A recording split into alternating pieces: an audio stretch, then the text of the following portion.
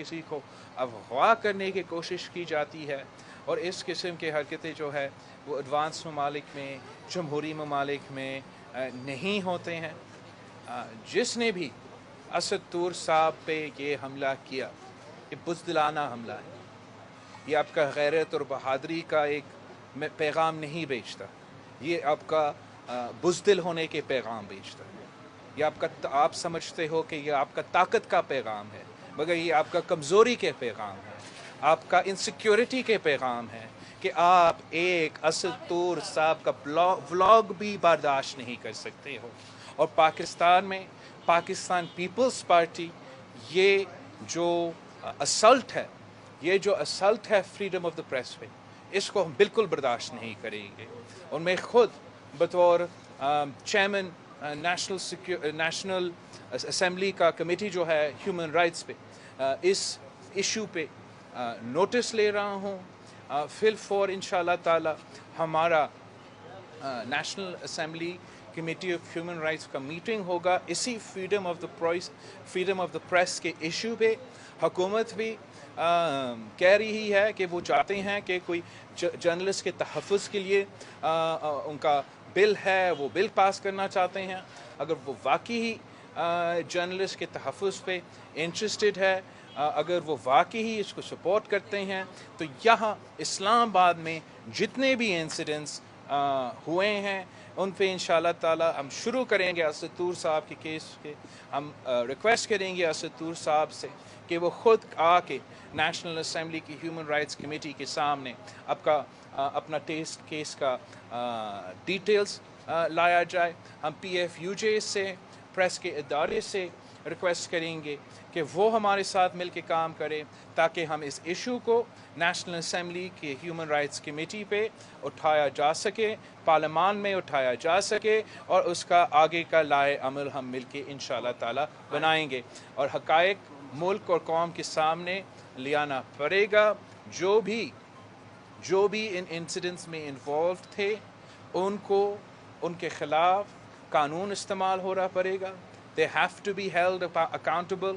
और जब तक हम इन इंडिविजुअल्स को या इन लोगों को अकाउंटेबल नहीं होल्ड करेंगे, तब तक कोई नहीं मानेगा कि पाकिस्तान में आज़ाद सहाफ़त है। और हमारा वज़ीर आज़म को शर्मिंदा होना चाहिए जो पूरी दुनिया में जाके कहता है कि पाकिस्तान में हमारा सहाफ़त तो ब्रिटेन से भी आगे हैं और वेस्ट से भी आगे हैं। जब उसके अपने हुकूमत में बाकी सूबों में तो ज़रूर हो रहा है, बढ़ता जा रहा है, और उसका भी हम मज़ामत करते हैं। लेकिन अगर आप इस्लामाबाद को अपना कैपिटल के जर्नलिस्ट को तहफ़्फ़ुज़ नहीं पहुंचा सकते, जहां पूरी दुनिया के एम्बेसीज बैठे हैं, तो पूरी दुनिया देख रहा है कि हमारा वज़ीर आज़म झूठ बोल रहा है, कि हमारे वज़ीर इंटरनेशनल चैनल्स पे जाके कहते हैं कि पाकिस्तान पे आज़ादी सहाफ़त है, और जिन पे हमले हो रहे हैं, जिनके ख़िलाफ़ कैंपेन्स चल रहे हैं, वो तो सहाफ़ी ही नहीं है। तो हम समझते हैं कि ये बिल्कुल एक अनसीरियस एटीट्यूड है। हर पाकिस्तानी का हक़ है, जान का तहफ़्फ़ुज़ का हक़ है, आपको रोज़गार करने का हक़ है। और आज़ादी सहाफ़त अगर नहीं होगा, अगर जर्नलिस्ट का तहफ़्फ़ुज़ नहीं होगा, तो किसी पाकिस्तानी का तहफ़्फ़ुज़ नहीं होगा। अगर आज अगर पाकिस्तान के अवाम, पाकिस्तान के सियासतदान, पाकिस्तान की जुडिशरी, पाकिस्तान के लॉयर्स, पाकिस्तान के सिविल सोसाइटी जर्नलिस्ट के साथ खड़े नहीं होंगे, तो कल जब हम पे जुल्म होता है, जब आपके जुल्म होता है, तो कोई नहीं होगा आवाज़ उठाने के लिए। तो हम ना सिर्फ ये सारे हमले को भी कंडेम करते हैं, मगर हम जो प्रोपेगेंडा कैंपेन और कैरेक्टर असैसिनेशन कैंपेन और फेक न्यूज़ का कैंपेन असद तूर साहब और मुख्तलिफ सहाफ़ी के ख़िलाफ़ चलाए जा रहे हैं, उसको भी कंडेम करते हैं। और मुतालबा करते हैं हुकूमत वक्त से कि वो फिल फॉर जो भी लोग इन्वॉल्व है उनके ख़िलाफ़ एक्शन लिया जाए। आप सबका बहुत शुक्रिया, और हम सब असद तूर साहब का बहादुरी को सलाम पेश करते हैं और जानते हैं कि इस हमला से उसकी आवाज़ को ज़्यादा ताकत मिलेगी, ज़्यादा लोग असद तूर साहब के वीडियोस देखेंगे, रिपोर्टिंग देखेंगे, और सच का आवाज़ سچ کا آواز اس قسم کی ظلم کی وجہ سے کبھی نہیں دب جاتا ہے. آپ سب کا بہت شکریہ. اچھا بلاول صاحب، یہ تو پہلے تو پی ٹی ایم کی جماعتیں ایک دوسرے سے بات دکھائی دیتی ہے. اس سچویشن میں حالات یہاں تک پہنچے کہ سکرور پر بھی حملہ ہوا. طلعت حسین جرنلسٹ پہلے نہیں رہے تھے، اب حامد میر بھی کل سے جرنلسٹ نہیں رہے. ہم کہاں جا رہے ہیں اور اس سچویشن کا ذمہ دار کون ہے؟ آپ نے کافی کچھ سوال ایک ہی سوال میں پوچھے ہیں. جہاں تک اپوزیشن جماعتیں ہیں، میں سمجھتا ہوں کہ نہ صرف اپوزیشن کی جماعتیں مگر حکومت کے جو اتحادی ہے اور حکومت میں ہے، ہم سب کو جہاں تک آزادی صحافت ہے، جہاں تک تشدد ہے، جہاں تک کسی کے گھر میں گھس کے اس پہ حملہ کرنے کی بات ہے، ہم سب کو ایک پیج پہ ہونا چاہیے. ہم سب کو نہ صرف اس کا مذمت کرنا چاہیے، مطالبہ کرنا چاہیے کہ جو بھی ذمہ دار ہے اس کو پکڑا جائے. جہاں تک یہ پورا سچویشن ہے پاکستان میں، جس طریقے سے آزادی صحافت کو حملہ اس پہ ہوتا آ رہا ہے، یہ صرف آج کا مسئلہ نہیں ہے. ہمارے آنکھوں کے سامنے آہستہ آہستہ آپ کا یہ حق آپ سے چھینا جا رہا ہے. یہ نہ صرف عمران خان کی حکومت کے وقت سے آ رہا ہے، اس حکومت سے پہلے ہمیں یاد ہے کہ ہمارے اپنے حکومت میں جب دہشت گردی عروج پہ تھا، جب حالات جنگ تھا، تب بھی دہشت گردوں کے ایک سے ایک طرف پریشر تھا ہمارے صحافی پہ، اور پھر ان قوتوں جو وہ دہشت گردوں کے خلاف لڑ رہے تھے ان سے بھی پریشر تھا. اور اس پریشر کا انوائرمنٹ میں صحافی کام نہیں کر سکتا ہے، سچ نہیں دبتا ہے.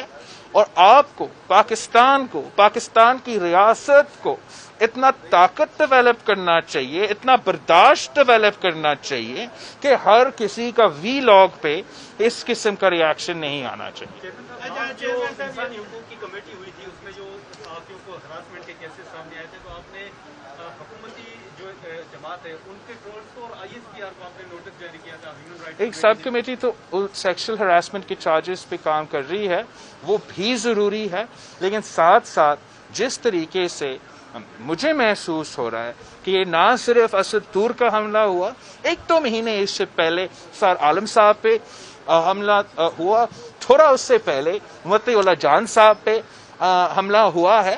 اور اگر ہمارا کیپٹل میں اسلام آباد میں آپ کا فزیکل سیفٹی ہم گارنٹی نہیں کر سکتے تو پھر ہم آگے نہیں بڑھ سکیں گے. میں امید رکھتا ہوں اس لیے کہ حکومت نے ایک جرنلسٹ پروٹیکشن بل جو سندھ سے پاس ہوا ہے وہ بھی پاس کرنا چاہ رہے ہیں. تو ہم امید رکھتے ہیں کہ اس پوائنٹ پہ ہمارا مخالفت کرنے کے بجائے ہم ساتھ مل کے اسد طور صاحب کا کیس پہ اور جو یہ باقی ہماری صحافی دوستوں کے ساتھ ہوا ہے ان کیسز کو ہم ہائی لائٹ کر سکے، ہم آپ کے سامنے لے سکے، اور اس کو لاجیکل کنکلوژن پہ بھی ہم دیکھنا چاہتے ہیں کہ سارے کیسز کو، خاص طور اسد صاحب کا جو کیس ہے، کہ وہ لاجیکل کنکلوژن پہ پہنچا جائے. اور اس میں ہم امید کرتے ہیں کہ سب ہمارے ساتھ ہیں. پی ڈی ایم میں واپسی کے لیے شاہد حقان عباسی صاحب کا بار بار بیان آ رہا ہے کہ ان کے اعتماد کو بحال کیا جائے. آپ پی ڈی ایم کے اعتماد کو بحال کرنے کے حوالے سے کیا کوششیں کر رہے ہیں اور کیا کریں گے آئندہ؟ بھائی یہ بڑا عجیب صورتحال بن رہا ہے کہ آپ ہم نے تو ہمارے عہدیدار نے اس اتحاد سے اپنے استعفے پیش کیے، نہ ہم نے کوئی خواہش اظہار کیا کہ ہم کہیں واپس جانا چاہتے ہیں یا کسی بیٹھک میں بیٹھنا چاہتے ہیں. تو کیوں پھر یہ بار بار ہم سے پوچھا جاتا ہے کہ ہم کب واپس جائیں گے، کیا ہوگا؟